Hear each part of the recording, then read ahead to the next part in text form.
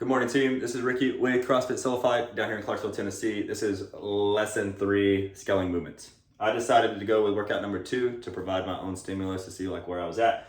So 2 rounds, 400 meter run, 30 meter handstand walk, 400 meter run, and 30 pistols, right? So 4 time. And what we're gonna do here is stimulus is 12 to 16 minutes is what I came up with based on about 1:40 to 2:20 on the runs. The 30 meter handstand walk somewhere between 115 and 145, and then the 30 pistol somewhere between 115 and 145. And that's just gearing things or gauging things on our athlete population here, which would put us to low end 12, high end 16 on that. Maybe someone surprises me and goes sub 12 on this, which would be pretty awesome.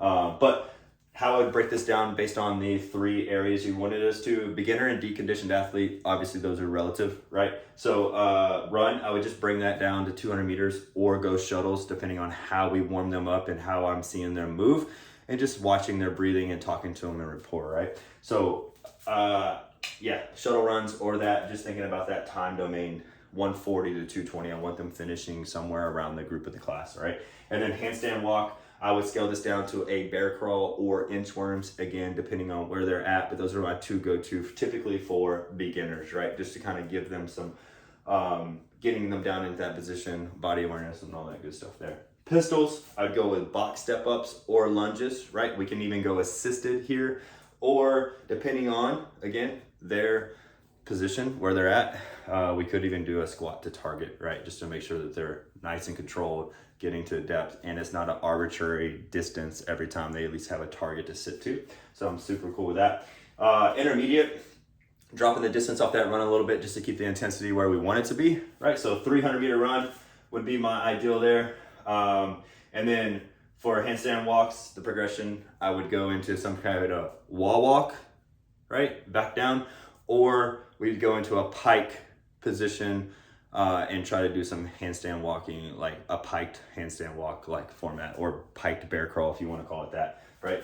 Again, just depending on where they're at in their skill development on progressions. Definitely want to help them progress, so that's what we'll do there. And then pistols, we either do on top of a box, going down to a certain depth, we're again not making that distance arbitrary, making it a definite position that they have to hit every time for that rep, right? Just to build that progression there.